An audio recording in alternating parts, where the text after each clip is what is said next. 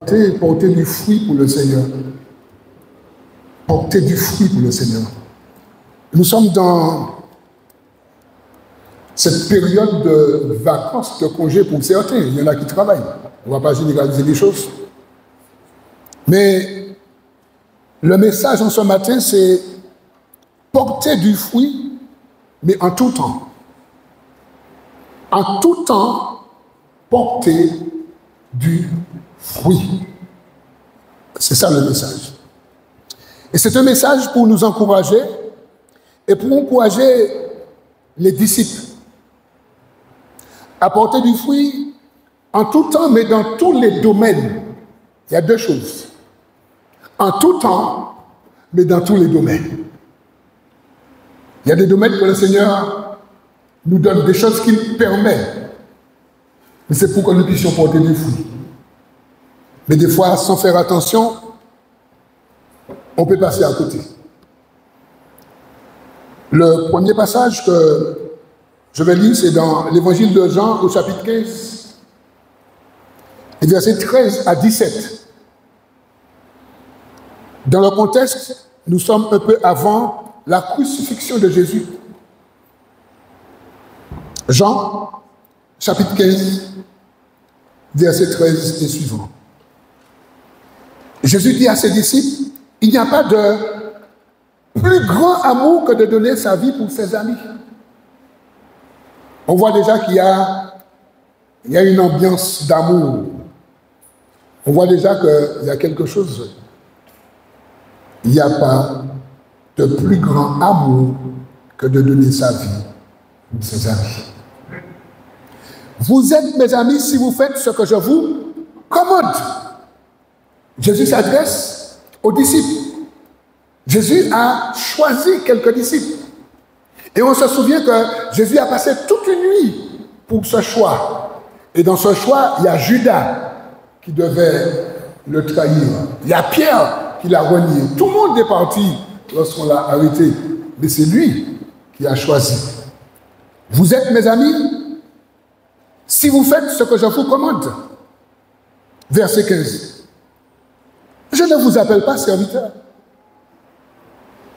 Le mot serviteur en grec, c'est doulos, c'est esclave. Ok? Un serviteur, un esclave. Il dit, parce que le serviteur ne sait pas ce que fait son maître. Imaginez-vous que vous êtes dans une entreprise, vous avez votre patron. Est-ce que le patron va vous dire tous ses secrets? Mais non. Mais non. Tu es un exécutant, il te donne ta fiche de travail, tu fais ton travail. Le patron ne va jamais entrer dans ces choses intimes avec toi. Ce n'est pas ton ami. Ok. Ici, Jésus dit que je ne vous appelle plus serviteur parce que le serviteur ne sait pas ce que fait son maître, mais, il faut souligner ce mais je vous ai appelé ami.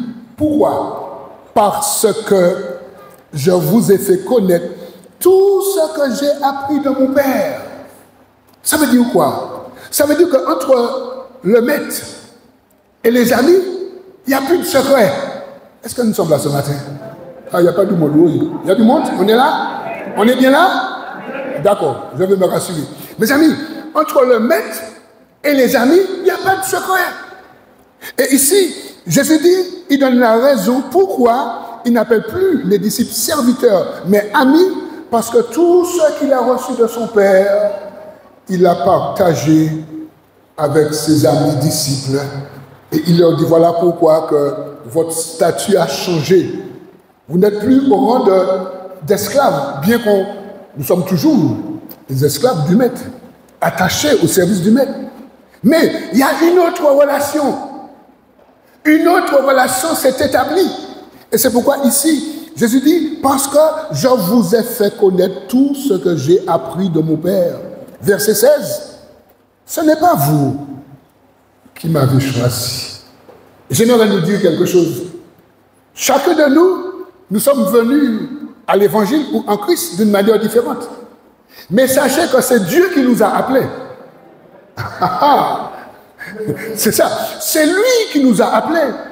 Parce qu'il aurait pu dire, moi je ne veux pas de toi, je ne te reçois pas, je ne te veux pas, ok. Mais il nous a acceptés. Et c'est pourquoi ici il dit, ce n'est pas vous qui m'avez choisi, mais moi, je vous ai choisi. Et je vous ai établi. Pourquoi? Afin que vous alliez, et encore, et que vous portiez du fruit, et que votre fruit demeure. Afin que ce que vous demanderez au Père en mon nom, il vous le donne. Et le clou, c'est le verset 17. Ça, c'est le clou. Ce que je vous commande, c'est de vous, les uns, ce que je vous commande, c'est qu'il y ait de l'amour les uns pour les autres. Vous avez entendu que le Saint-Esprit ce matin, il a mis dans mon cœur de nous donner à prier un moment pour libérer notre cœur. Parce que des fois nous sommes mal. Parce qu'il y a eu des incompréhensions entre nous. Il y a eu des paroles qui ont été dites qui nous ont blessés. Il y a eu des comportements entre nous qui ne devaient pas être, mais il y a eu quand même ce comportement. Et des fois, nous pouvons encore tenir rancune. Mais entre les amis, ceux qui sont amis de Jésus, on doit faire disparaître toute rancune. Est-ce que vous êtes d'accord avec moi? Si nous sommes devenus amis de Jésus, nous devons faire toutes les soustractions qui doivent se faire. Ne rien laisser sur notre cœur qui puisse enclaver, déranger, court-circuiter notre ministère étant que disciple. Et c'est pourquoi que Jésus prend soin de dire aux disciples, je vous commande. Oui, quand on parle de commandement, derrière un commandement, il y a quoi? Dites, prêchez avec moi s'il vous plaît, il y a quoi? Il y a quoi? Il y a l'exécution, il y a l'obéissance. Ouais, c'est ça le commandement. Jésus dit que vous n'avez pas le choix. Vous n'avez pas le choix. Ce que je vous commande, c'est que vous vous aimiez les uns les autres. Bien-aimés, chers frères, chères sœurs, avant d'aller plus loin, si le frère Jules qui est devant vous a eu un comportement, une parole, une manière, d'accord, et vous a blessé de tout cœur, je vous demande pardon. De tout cœur, je vous dis que je vous aime. Parce que j'ai reçu, et vous avez reçu, et nous avons reçu de Jésus ce commandement de nous aimer les uns les autres. Et nous devons vraiment pratiquer l'amour. Vraiment. Si nous voulons nous voir être enlevés quand Jésus va apparaître sur les nuées, il ne faut pas qu'il y ait sur notre cœur même une poussière d'amertume ou de rancune, sinon on va rester pour la grande tribulation. Est-ce que quelqu'un le sait? Faut que tu amènes la fenêtre. Est-ce que quelqu'un le sait? Ouais. S'il y a une poussière d'amertume, on va rester. Et on aura affaire au tonton Makou de 666, l'homme d'épi. D'accord? L'antichrist. Mais comme nous pièces là, par les contacts et publicité là, nous allons faire tout ça qu'il faut, les Jésus paraît pour nous monter. On va faire un petit sondage. Qui veut monter? Bon Dieu, garde, béni soit l'Éternel. Nous voulons tous monter. Merci Seigneur. Jean 15, 13, 17, on a vu ce que Jésus dit. J'ai noté que tous ceux qui sont en Christ sont équipés pour porter du fruit. Tous ceux qui sont en Christ sont équipés pour porter du fruit. En Christ, il n'y a pas de stérilité. T'as pas compris, hein? En Christ, il n'y a pas ça. Il peut y avoir des paresseux et des fainéants. Tu es là avec moi toujours? D'accord. Mais en Christ, il n'y a pas de stérilité. Non, non, non, non. Ce que Christ a mis en nous, c'est fécond. Ça produit. Ouais. Ce que Christ a mis en moi qui vous parle, mais en vous aussi qui m'écoutez. Christ a mis des choses en nous. Et en Christ, il n'y a pas ça. Nous sommes tous capables pour porter du fruit à la gloire de Dieu. On va lire Apocalypse chapitre 1er, versets 4, 5 et 6. Le livre de la Révélation.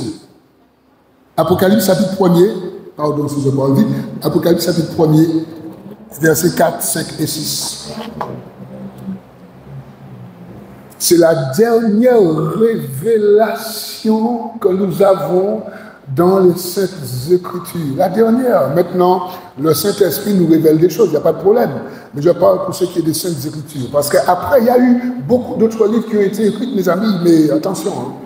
Attention. Ici, regardez, ce que Jésus va dire à Jean, d'accord? Mais pour que les 7 églises le sachent, mais nous aussi aujourd'hui.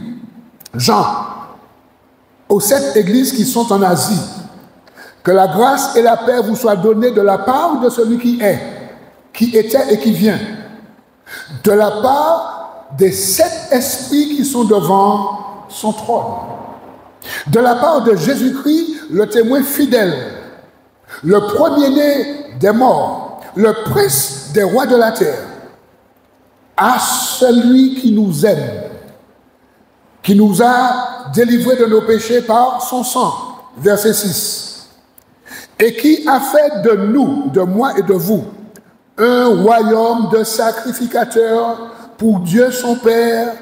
À lui soit la gloire et la puissance au siècle des siècles. Amen.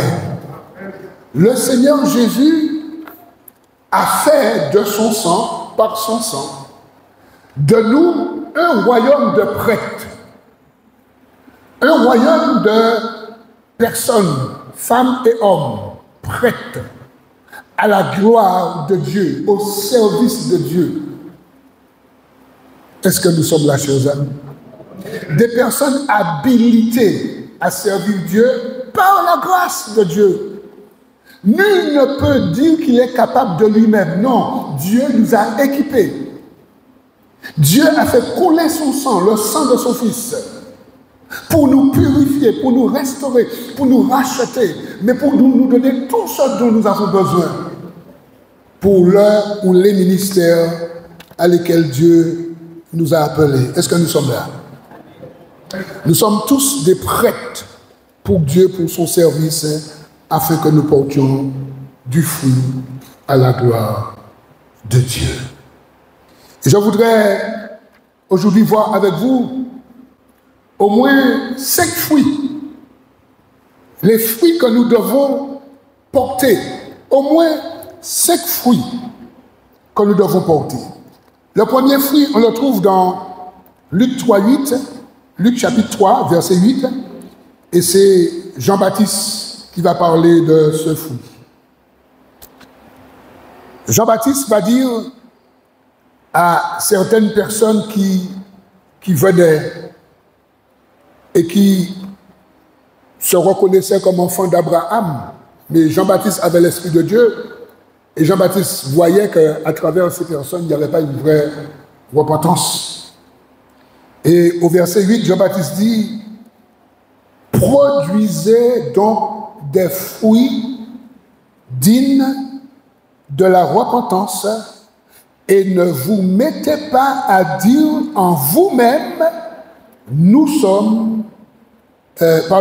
avons Abraham pour père, car je vous le déclare que de ces pierres, Dieu peut susciter des enfants à Abraham. » Premier fruit que nous devons porter, ça s'appelle des fruits dignes d'une vraie repentance. Ça s'appelle une repentance authentique. Une repentance authentique. Et c'est la première marche. Le fruit que toi et moi, que nous devons porter. Parce qu'on a chanté ce matin, la croix. Et si vraiment nous avons accepté celui qui est mort à la croix et ressuscité, normalement nous devrions porter ce fruit ou des fruits dignes d'une vraie repentance. Et j'ai pris un exemple que nous connaissons. C'est dans la ville de Thessalonique, première épître de Paul, chapitre 1er, versets 8 à 10. 1 Thessaloniciens, chapitre 1er, versets 8 à 10. Ici, on parle de personnes qui se sont repenties et converties et dont on a vu des fruits dignes d'une vraie repentance. Et ici, il est dit, on parle de ces personnes, non seulement, en effet, la parole du Seigneur a retenti de chez vous dans la Macédoine et dans l'Achaïe, mais votre foi en Dieu s'est fait connaître en tout lieu, de telle manière que nous n'avons pas besoin d'en parler. Ça veut dire quoi? Le témoignage parle de lui-même. Des personnes qui s'étaient vraiment repenties, eh bien, ça parlait, ça coulait de source. Et ensuite, il est dit au verset 9, car on raconte à notre sujet. Ça veut dire que là, c'est le collège des apôtres. On raconte à leur sujet, d'accord? Quel accès nous avons eu auprès de vous. Parce que Paul et les autres ont prêché. Mais là, les gens racontent comment que les Thessaloniciens ont accueilli cette parole. Ok? Et puis, il est dit ensuite, et comment vous vous êtes convertis à Dieu en abandonnant les idoles pour servir le Dieu vivant et vrai. Mes amis, lorsqu'on parle de cette vraie repentance, des fruits qui coulent d'une repentance authentique, forcément, il y a abandon de tout ce qui est idole et idolâtrie dans notre vie. Amen. Amen. Encore amen. Oui. Des choses que nous aimions, des choses dont on était attaché dans ce monde, des choses dont on était collé dans ce monde, les passions du monde. Lorsque nous sommes touchés par cette vraie repentance et conversion, il y a abandon. Et ici, on nous dit ici que car on raconte à notre sujet quel accès nous avons eu auprès de vous et comment vous vous êtes convertis à Dieu en abandonnant les idoles pour servir le Dieu vivant et vrai. Des personnes qui ont dit désormais, je ne vais plus fonctionner comme je fonctionnais. Je travaillais pour la gloire du monde et du diable. Maintenant, je travaille pour la gloire de Dieu et de son royaume. Et c'est pourquoi ici on dit, on a pu témoigner que les Thessaloniciens ont eu une vraie repentance et ont eu des fruits dignes de cette repentance. Et il est dit au verset 10, et pour attendre des cieux, qui Pêchez avec moi, qui c'est? Jésus-Christ, le Fils de Dieu, pour attendre des cieux son Fils, qu'il a ressuscité des morts, Jésus qui nous délivre de la colère à venir. Et la colère à venir, c'est le jugement dernier, c'est la condamnation, c'est le feu, ce feu-là de souffle, la seconde mort, la mort éternelle. Toute personne qui ne s'est pas vraiment repentie, le jour que cette personne va mourir, elle va se trouver dans une attente de souffrance. Comme ce que Jésus nous dit dans Luc 16. Dans Luc 16, Jésus nous parle du riche qui est mort. Et une fois qu'il est mort, ce riche, il s'est trouvé dans le séjour des morts, dans une souffrance et dans une attente de son jugement, de la condamnation éternelle. Pourquoi? Parce que de son vivant, il ne s'est pas repenti. Et bien aimé, ce que je veux nous dire ce matin, le Seigneur me dit de nous dire, il faut que nous portions des fruits dignes de la repentance. Il y a un homme que vous connaissez, moi aussi, On ne l'a pas rencontré, mais on le rencontre dans la Bible, dans Acte 8, il s'appelle Simon le magicien. Il s'était repenti, mais c'était une repentance par intérêt. Il s'est repenti. Quand Philippe a prêché, il s'est baptisé.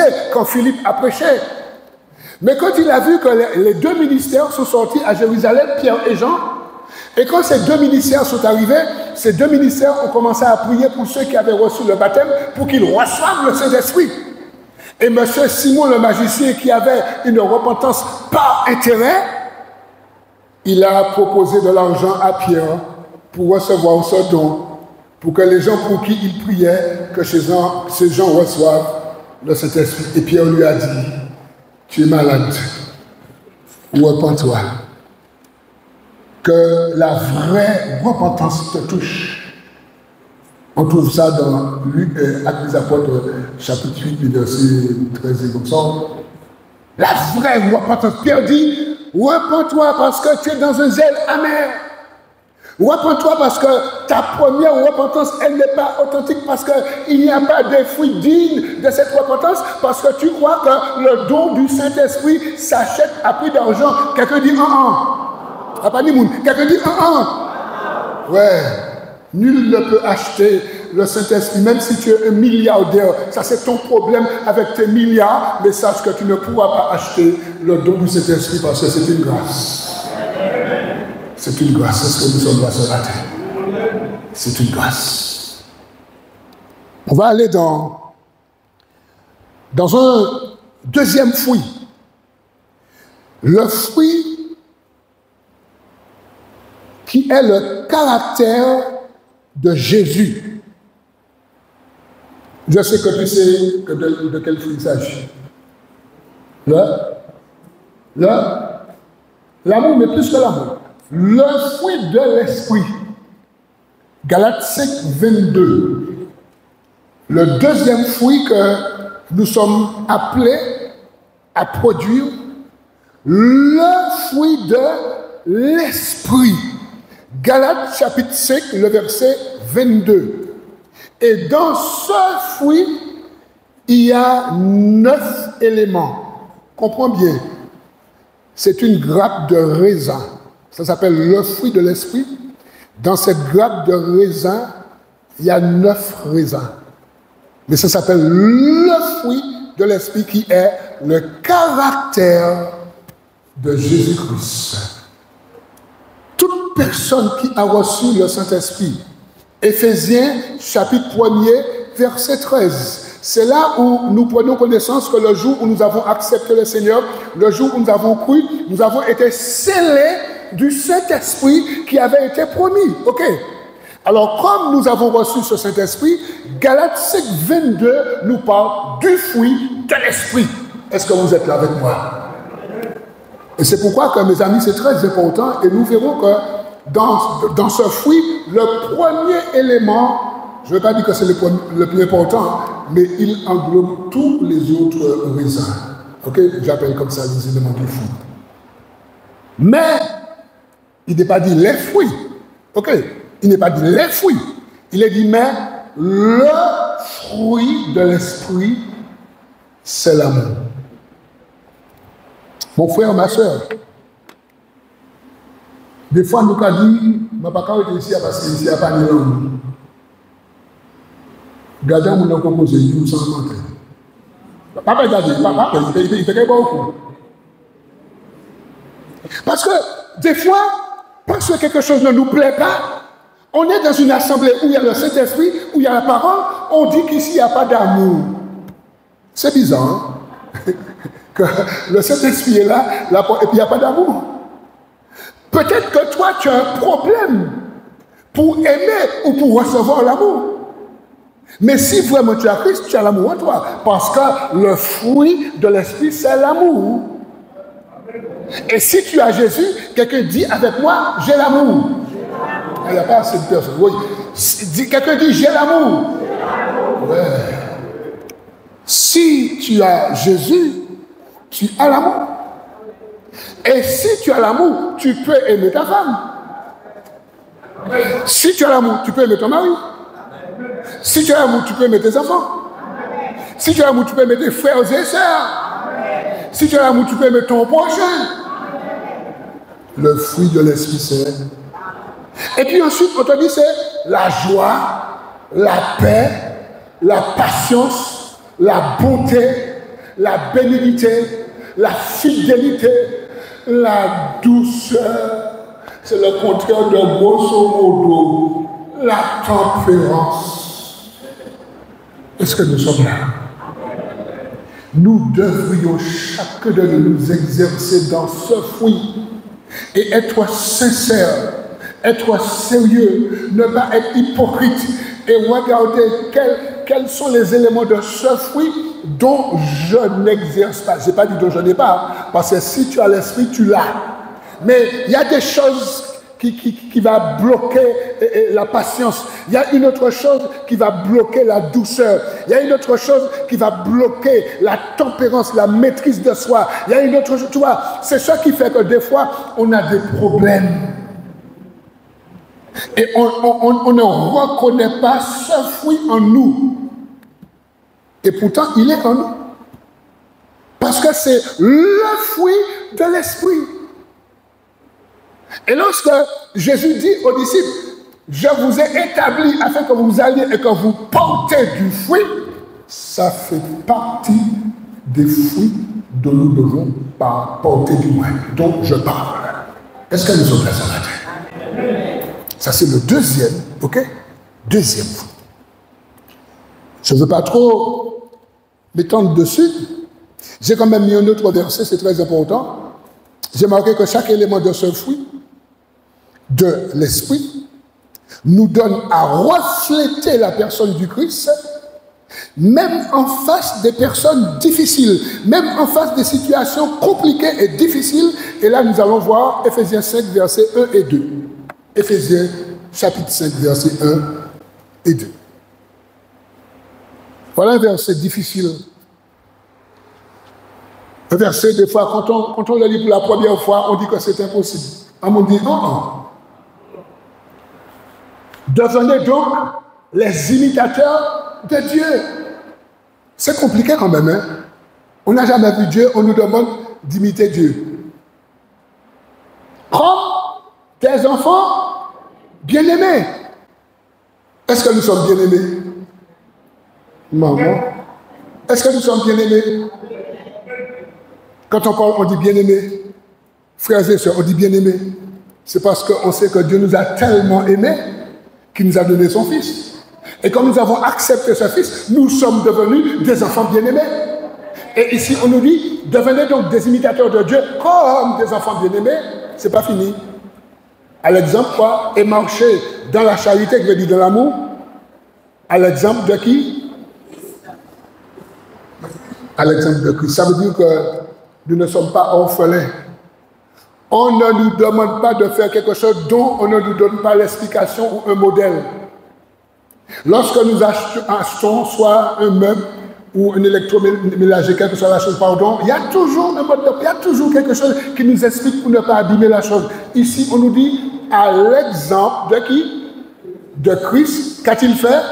Qui nous a aimés et qui a fait quoi? Et qui s'est livré lui-même à Dieu. Pour qui? Pour nous. Comme quoi? Comme une offrande et un sacrifice de bonne odeur. Hier soir, pendant que nous prions avec les gens qui s'étaient avancés pour recevoir leur guérison et leur délivrance, il y a un frère qui vient me voir et il me dit, frère, pendant que vous priez, je prends une odeur, une vieille odeur. C'est normal? J'ai dit oui, c'est normal. Parce que la Bible nous dit que Christ dégage une bonne odeur, mais Satan dégage une mauvaise odeur. Et c'est normal que pendant la délivrance, pendant qu'on prie avec les gens pour qu'ils soient guéris et délivrés, c'est normal que tu prennes une vieille odeur. C'est l'odeur des démons, l'odeur du diable. Mais c'est ça, cette vieille odeur. Mais la bonne odeur de Christ surpasse toute odeur. Et ici, on nous dit qu'on nous donne un exemple, c'est Christ qui s'est donné, ok? Et Christ a été, d'accord, une offrande et un sacrifice, c'est ça, de bonne odeur. Et en quelque part, Paul dit que ayons cette odeur, l'odeur de Christ. Frère, sœur, quand tu passes, tu n'as jamais fait attention de regarder ni beauté l'odeur. Tu n'as jamais fait attention. Quel silence. Tu n'as jamais fait attention? Quand tu passes quelque part, qu'on dit, mon odeur, quand l'odeur t'a sorti, ça passe au niveau. Ça m'est arrivé, je ne fais pas de publicité, mais à Megastock. Je fais mes courses, et il y a une soeur qui vient me voir, elle m'a dit, j'ai pris une bonne odeur, c'est toi. Je suis sérieux, je ne suis pas en train de mentir là. Les gars, elle m'a dit que, moi, pour un bon odeur, quand l'odeur est dit, vous avez mis l'odeur du Christ. L'odeur du Christ. Il faut cultiver ça, l'odeur de Christ. Ça se cultive à travers la parole, les ingrédients que nous trouvons dans l'Évangile. Je n'ai pas dit que c'est facile, hein? J'ai dit que ça se cultive. Ok? Vous savez que pour ceux qui font de la cuisine ici, il y a des plats, on va mettre ça en 5 minutes. Mais il y a 2 plats, il faut prendre ton. Il faut prendre ton, oui, si viande là. Pour viande là qui est pour il a dit. Il faut prendre ton pour assaisonner. Et il y a des petits bagailles que ces traiteurs-là connaissent, qu'on ne pas connaître. Mais des petits bagailles comme ça, ils connaissent. Ou quand ils vont être bon, ouais, c'est fait. Ou quand ça fait, parce qu'il n'y a pas bon secret. Oui. Mais nous, avec Christ, nous pouvons dégager cette bonne odeur. Cette bonne odeur quand tu passes en quelque part. Regardez, c'est bizarre. Vous savez, quand les gens mettent des parfums là, là, ils passent les parfums là, le parfum de Christ. Quelqu'un dit c'est plus que ça. Quelqu'un peut savoir dit c'est plus que ça. Le parfum de Christ, c'est plus que ça. Ça fait partie des fruits dont nous devons. 3e fruit, celui-là est important. Le fruit de la justice par la foi. Là, on entre dans un petit point doctrinal. Romains chapitre 5, verset 1er. Le fruit de la justice par la foi. Romains 5, 1, il est dit, étant donc justifiés par la foi, nous avons la paix avec Dieu par notre Seigneur Jésus-Christ. Et après, l'apôtre Paul va nous expliquer ce que ça veut dire dans Philippiens 3. Il va nous expliquer qu'il y a des personnes qui s'appuient sur la loi, le sabbat ou les œuvres et qui pensent être justifiées par les œuvres, qui pensent avoir les fruits par les œuvres. Quelqu'un dit On va le lire dans Philippiens chapitre 3, versets 7 à 9. Et c'est le verset 9 qui nous intéresse. On va lire à partir du verset 7. Philippiens 3, versets 7 à 9. L'apôtre Paul dit, mais ces choses qui étaient pour moi des gains, je les ai regardées comme une perte à cause de Christ. Alors plus haut, il parle des choses, des titres qu'il avait, etc., etc. Et même, je regarde toutes choses comme une perte à cause de l'excellence de la connaissance de Jésus-Christ, mon Seigneur, pour lequel j'ai renoncé à tout, et je les regarde comme de la boue, afin de gagner Christ, avant de prendre le 9. Ici, attends, avant de prendre, redonne-moi le 8. Ce qui est important de souligner ici, c'est le comme. Pourquoi le comme? Pour nous pas dire que nous ne pouvons pas travailler encore. Pour nous pas dire que tout diplôme nous nous mettre à la poubelle. Pour nous pas dire que tout ça que bon Dieu nous avons jeté. Non. Il dit comme. D'accord? C'est quoi comme?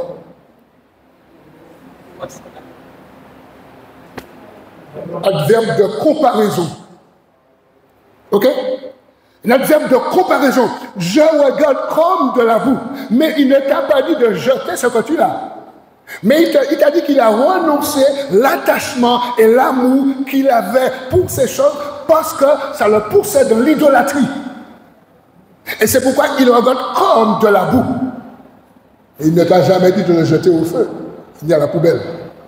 Il faut que nous puissions saisir et comprendre la parole. C'est très important. Et c'est pourquoi après le verset 9 est clair.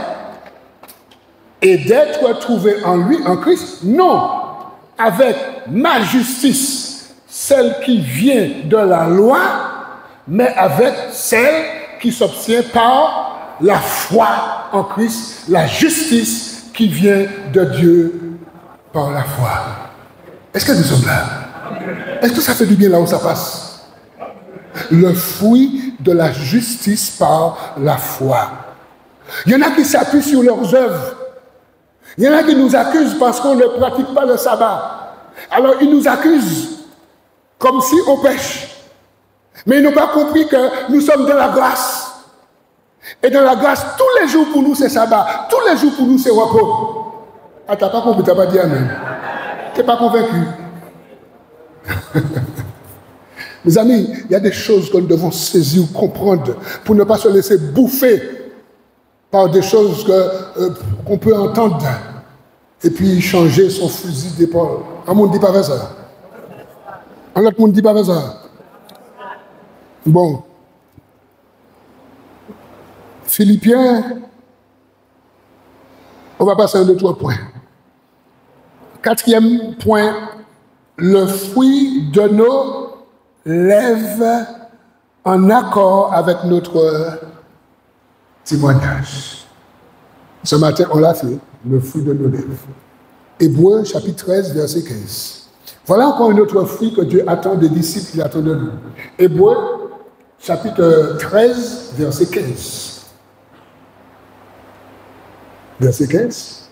Par lui, par Jésus, offrons sans cesse à Dieu un sacrifice de louange, c'est-à-dire le fruit de nos lèvres qui confessent son nom.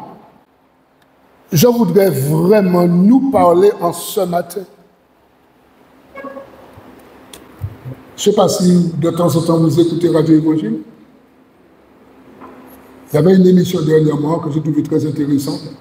Mais à un moment, on a demandé à la personne qu'on avait invitée, est-ce que le chrétien peut aller en boîte de nuit? Par contre, sans commentaire, hein, je suis sincère, sans commentaire. Quand j'ai entendu la réponse, bien sûr, je n'ai pas été satisfait parce que bon, bref. Mais j'ai entendu que cette personne a dit, bon, ce n'est pas un souci pour qu'un chrétien d'aller en boîte de nuit. Rien que le mot, on n'a pas dit boîte de lumière, on a dit boîte de nuit. Je ne vois pas qu'est-ce qu'un disciple chrétien peut chercher dans une boîte de nuit. Un espace où les gens vont pour s'amuser, un espace où les gens vont, où il y a toutes sortes d'impudicités, pardon de le dire, mais je ne vois pas ce qu'un chrétien peut faire dans une boîte de nuit. Peut-être qu'il y a quelque chose que je n'ai pas compris, pardonnez-moi. Mais quand j'ai entendu ça, j'ai dit, bon bref, je ne vais pas faire de commentaire, mais moi, je suis Mika, je sais que je n'ai aucune commission dans une boîte de nuit. Surtout avant que je sois converti, j'ai été en boîte de nuit et je sais ce que ça veut dire. Et je sais ce que j'ai fait en boîte de nuit. Et je sais ce que les gens font en boîte de nuit. Je sais que les gens choisissent un chaos et puis ils ne vont pas sortir le chaos là. Bon, j'ai rien dit. Les amis, il faut qu'on parle franchement un petit moment. D'accord? Il faut qu'on parle franchement. Vous avez des pasteurs, des personnes, je parlais blesser mon doigt. Alors on est là, bon, je suis menuisier, je sais quand on fait une table pour ne pas faire une tête lit, on va faire un petit où on va polir, tu vois, on va les bords et tout. Alors vous avez des personnes qui aiment bien les bords, faites attention pour ne pas fâcher, pour ne pas énerver. Les amis, il faut qu'on puisse parler franchement. Donne-moi s'il te plaît 1 Jean, le chapitre 2, les versets 15 à 17. Voilà. 1 Jean 2. Non, je ne sais pas s'il y a des gens ici. Mes amis, je ne suis pas en train de me juger. Abandonne du tout. Je n'ai pas venu te souvenir d'abandonner. Mais écoute ce que le Seigneur dit. N'aimez point les choses. Ah, pardon. J'étais trop pressé. N'aimez point le monde, ni les choses qui sont dans le monde. Point. Si quelqu'un aime le monde, l'amour du Père n'est point en lui. Ensuite, car tout ce qui est dans le monde, la convoitise de la chair, la convoitise des yeux et l'orgueil de la vie ne vient point du Père, mais vient du monde. Verset 17. Et le monde passe, et sa convoitise aussi, mais celui qui fait la volonté de Dieu demeure éternellement. Quelqu'un dit Amen. Amen. Je ne vais pas vous dire qui. Dernièrement, il y a un frère qui me dit, moi, j'ai aucun problème d'aller en boîte de nuit avec ma femme pour danser avec ma femme. On me dit c'est ça.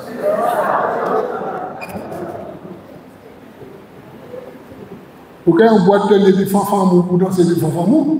Ok? Mais les gens qui ont dansé pour les fanfans là, les jours qu'ils mangent les disent, quel mot, t'es pas moi là, pour pas danser, qui sont vraiment là. On est sortis du groupe. Est-ce que nous sommes là?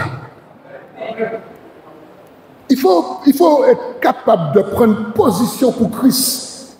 Même si on ne te comprend pas, quelqu'un dit ça, c'est rien.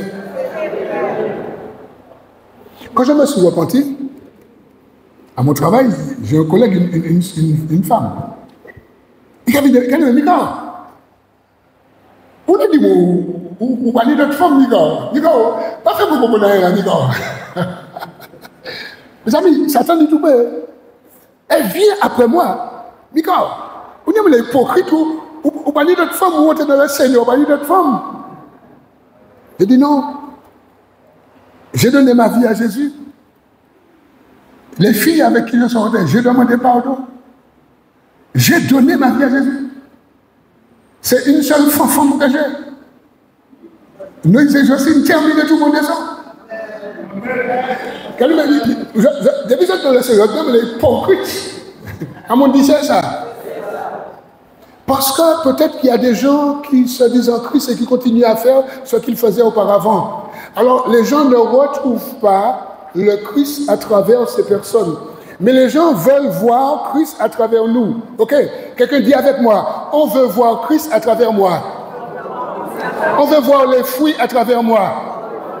On veut manger les fruits à travers moi. Tu vois? Alors ici, je pense que terminer ici, on voit que on nous parle ici de le fruit de nos lèvres qui, en accord avec notre témoignage. J'ai noté dans Matthieu 12, 36, donne-nous Matthieu 12, 36. Parce que là, c'est un peu sérieux, là. Regarde ce qu'il dit, Matthieu 12, 36. C'est Jésus qui parle. Je vous le dis, au jour du jugement, les hommes rendront compte de toute parole vaine qu'ils auront proférée. Et Jacques dit, d'une même source, ne peut sortir de ça. Alors, notre bouche là, c'est bénédiction, c'est grâce, c'est pas malédiction. Et c'est pourquoi que les fruits qui, notre bouche, les paroles qui vont adorer, louer le Seigneur, nous devons nous exercer à donner de la grâce et du sel, de bonnes paroles. Même si des fois c'est difficile, mais nous devons le faire. Nous devons nous exercer. Mon frère, ma soeur, exerce-toi. Moi-même, je m'exerce. Exerçons-nous, c'est très important. N'ayons pas le langage du monde, ayons le langage du chrétien. C'est ce qui avait même Pierre. Quand Pierre a trahi Jésus 2 fois, on lui a dit, mais tu as son langage. Et pourtant, il ne parlait pas. Mais on a reconnu son langage. Il dit, moi, papa, le bouquin, on a dit, tu as son langage. Est-ce que nous sommes là? Mes amis, c'est très important. Est-ce qu'on peut lire Éphésiens 5, le verset 4? Éphésiens 5, 4. Qu'on n'entende ni parole déshonnête, ni propos insensés, ni plaisanteries, choses qui sont contraires à la bienséance. Qu'on entende plutôt quoi? Des actions de grâce. C'est quoi action de grâce? Pour chaque fois, parce qu'il faut qu'on termine. C'est quoi action de grâce? Béni soit l'Éternel. Ou péter pied, d'accord? Dieu a donné. Ou quand oui, mais c'est ça, oui. Des fois, on a pété pied, il a dit en l'autre bagaille. Peut-être même des fois, c'est un Dieu que Dieu pété pied. Gars, ça y est, bagaille, ça, tu vois. Daniel Sagari là, action de grâce. Lorsque la femme de Job lui a dit, Job, regardons là, avec un machin, regardons là, on va griller, regardons ni mal, on va comprendre, on y maudit mon Dieu, puis tu es quoi? Job dit, tu parles comme adverbe de comparaison. Il va dire, madame, c'est insensé, regardez sagesse boucle là. Il va dire, où c'est un insensé, tu parles comme, on retrouve le petit comme, tu vois. Le gars, même dans sa souffrance, il sait comment parler pour ne pas offenser. Tu vois, il dit Dieu a donné, Dieu a repris, que son nom soit béni. Nous sommes contents lorsque Dieu nous donne. Quand Dieu prend, nous devrions être contents et lui dire merci. Action de grâce. Je sais que, mes amis, je sais ce que je dis là, je sais que ce n'est pas bagaille maman à l'école, hein, mais nous toutes là, nous à l'école, nous sommes esprits. Nous pouvons être capables d'y faire ça. Et des fois, là, nous ne pouvons pas attendre, même si maman est noire, nous pouvons répondre nous. Nous pouvons dire nous, maman, papa, c'est pas ça. Il y a une maman, toutes les qui viennent dire, mon frère, prie pour ma maman, parce que prie pour mon papa, parce que ouais, il a cavé maman, papa, et puis il a fini par moi si j'ai prié par maman, papa. Ok? Parce que les enfants observent. Les enfants voient que maman et papa, c'est pas ça. Les enfants prient pour maman et papa. Est-ce qu'il y a ici des mamans et des papas? Un petit sondage. Eh bien, on va dire ensemble, je fais attention à mon langage, ce que je dis, ce que je fais, pour la gloire de Dieu. C'est très important. Une dernière parole avant de passer au dernier point. Donne-moi, s'il te plaît, Proverbe 18, verset 21. La mort et la vie sont au pouvoir de la langue, point virgule. Avec ta langue, tu peux donner la vie. Avec ta langue, tu peux donner la mort. À ta femme, à ton mari, à tes enfants et à toi-même. Tu comprends ça? Avec ta langue. Mais si, mais c'est moi pas ça, je me t'aimerais de ma mort fin. Ah bon? Ou qu'à mort fin? Ou qu'à attirer une parole de mort en l'air et puis l'engou? En passant, je me règle ma mort fin. Mes amis, il faut que nous puissions examiner des fois ce que nous disons, parce que nous-mêmes, nous attirons sur nous des paroles de malédiction. Dis où fait tout bonnement? Pourquoi on ne pas dire quoi mort fait? Ou quand attirer en l'esprit mort en l'air, gardez mon encore, dis pas ça encore. Dis pas ça encore. Dis gardez corps. Pour pas dire ça encore. La mort et la vie sont au pouvoir de la langue, c'est pas fini. Quiconque l'aime en mangera les fruits. Ou tu manges les fruits de la mort, ou tu manges les fruits de la vie. On fait un sondage. Ceux qui veulent manger les fruits de la vie, on fait un sondage. Et c'est égal, on est égal. C'est moi qui fais dans ma pomme, égal, on est égal. Bon, on va baisser. Qui c'est qui veulent manger les fruits de la mort? C'est bien, merci. Pardon. Bon, le dernier point pour terminer, c'est le fruit sous forme d'âme. Gagner des âmes pour le Seigneur. Il y a aussi ce fruit. Matthieu 13, verset 8. Je ne vais pas prendre tout le passage, mais juste le verset 8. Matthieu, chapitre 13, verset 8. Alors ici, à partir du verset 1er, on connaît le passage.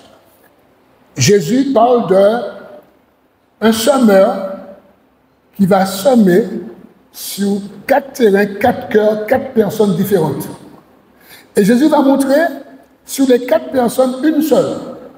Et ça veut dire que dans l'œuvre de l'évangélisation, 4 personnes que tu donnes l'évangile, une personne va rester, une âme va persévérer. On ne comprend pas toujours pourquoi quand on fait l'évangélisation, beaucoup de personnes s'avancent et après il y en a très peu. Jésus, dans son enseignement, nous a expliqué. Et lorsque nous relisons la parabole du semeur, il dit qu'un semeur va semer dans le cœur de 4 personnes, dans 4 terrains différents. Mais il nous montre qu'à la fin, qu'un seul terrain va porter du fruit. Et ce terrain, il dit, dans ce terrain, cette personne qui porte du fruit, mais en même temps, c'est une parabole, c'est vaste, l'enseignement est très vaste. En même temps, il dit, une autre partie tomba dans la bonne terre, elle donna du fruit. Un grain, ça veut dire une semence, une prédication, un ministère, une personne qui fait du porte-à-porte, une personne qui témoigne à la gloire de Dieu. Ok, il dit que cette personne peut amener 100 âmes pour le Seigneur. Une autre personne, un autre, 60.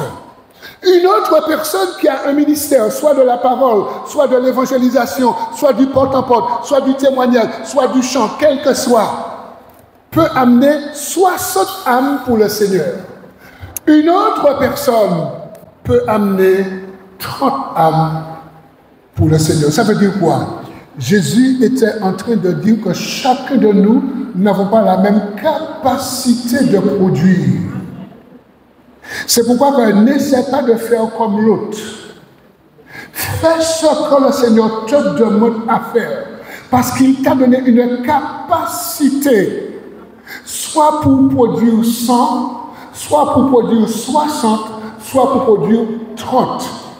Gardez mon reposé, il dit qu'il bon Dieu, pas ni chômage. Qu'est-ce que c'est ça? Et je termine avec l'exemple de la femme samaritaine. C'est là où je conclus mon message. On va aller dans Jean chapitre 4, les versets 28 et consort. Jean chapitre 4. Et on va voir que cette femme, mes amis, écoutez-moi bien, c'est très important. Ce passage amène un peu à la confusion. Parce que des personnes ont pris ce passage pour donner droit, pour dire que les femmes peuvent être pasteurs, mais ça, c'est pas vrai. Ok? Je ne vais pas entrer là-dedans. Ce n'est pas mon sujet ce matin, mais là, ça, cet exemple-là, regardez. On nous dit que, alors la femme, ayant laissé sa couche, s'en alla dans la ville et dit aux gens, la couche, c'est ce dont elle était attachée parce qu'elle allait prendre de l'eau. On connaît l'histoire, elle allait à une heure où personne n'allait. Mais Jésus l'attendait à cette heure. Jésus voulait gagner cette femme pour qu'elle soit une bénédiction pour sa vie. Ici, on nous dit, alors on va continuer. Ici, on nous dit, elle va dire, venez voir un homme qui m'a dit tout ce que j'ai fait ne serait-ce point le Christ. Qu'est-ce que la dame était en train de dire? Elle était en train de dire aux personnes, moi, j'étais une femme adultère, une femme qui avait plusieurs maris. J'ai rencontré un homme qui a dévoilé tout mon péché.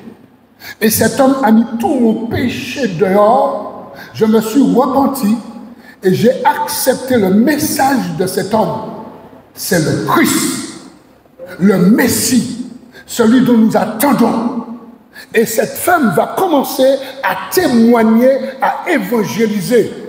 On ne t'a pas dit que la femme elle est pasteur. La femme n'est pas responsable de l'église, mon ami. La femme témoigne de d'où elle est sortie et elle témoigne que Jésus peut vous sortir là où vous êtes. Les gens, ils sortirent de la ville et ils vinrent vers lui. Vers qui? Vers Jésus. Donne-moi le reste. Pendant ce temps, les disciples le pressaient de manger, disant, Rabbi, mange. Mais il leur dit, j'ai à manger une autre nourriture que vous ne connaissez pas. On continue. Les disciples se disaient les uns aux autres, quelqu'un lui aurait-il apporté à manger? On monde allait McDonald's pour porter un bagage. C'est ça, oui. Attends, pour partir de McDonald's quand même, mais bref. Ok, il n'y a pas qu'à comprendre parce que regardez, qu'est-ce qu'elle est là? Jésus, alors demande-leur s'il te plaît. Jésus leur dit, ma nourriture, c'est pas pour les frites, hein? Ma nourriture, c'est de faire la volonté de celui qui m'a envoyé et d'accomplir son œuvre. Et après, Jésus va porter un enseignement. Ne dites-vous pas qu'il y a encore 4 mois qu'avant la moisson, voici, je vous le dis, levez vos yeux et regardez, le champ, déjà, blanchisse pour la moisson. Ensuite, celui qui moissonne reçoit un salaire et amasse des fruits pour la vie éternelle. Celui, tu vois, et c'est ces fruits que le Seigneur attend de nous. Amener des âmes pour Christ. Mon frère, ma soeur, tu as peur de témoigner, tu n'as jamais témoigné. Tu dis que je n'ai pas un témoignage de bandit. On ne t'a pas dit que tu es un bandit. Tu dis que mon témoignage n'est pas costaud. Quand j'entends des témoignages, celui-là, mais on ne t'a pas demandé tout ça. On t'a dit de témoigner. Un jour, tu acceptes le Seigneur, tu témoignes. Qui tu étais? Comment tu acceptes le Seigneur? Qui tu es aujourd'hui? Ça veut dire que les gens ont besoin d'entendre notre témoignage pour après entendre la parole de Jésus. Seigneur, ce matin, nous avons parlé de toi, de ta parole, de ce que tu attends de nous. Tu as fait de nous des disciples, des enfants t'appartenant. Tu as mis en nous ton Saint-Esprit. Tu as fait de notre corps ton Saint-Esprit. Et tu attends, Seigneur, en retour, que nous puissions porter du fruit pour toi et à la gloire de ton royaume. Pardonne-nous toutes les fois, Seigneur, où nous avons fermé les yeux. Pardonne-nous toutes les fois, Seigneur, où nous n'avons pas porté du fruit alors que nous le pouvions. Pardon, Seigneur. Après ce message, Seigneur, nous voulons prendre une ferme résolution. Nous voulons nous engager à porter du fruit, quel que soit le domaine et quel que soit le temps, dans le nom de Jésus et pour la gloire de Dieu. Merci, Seigneur. Amen.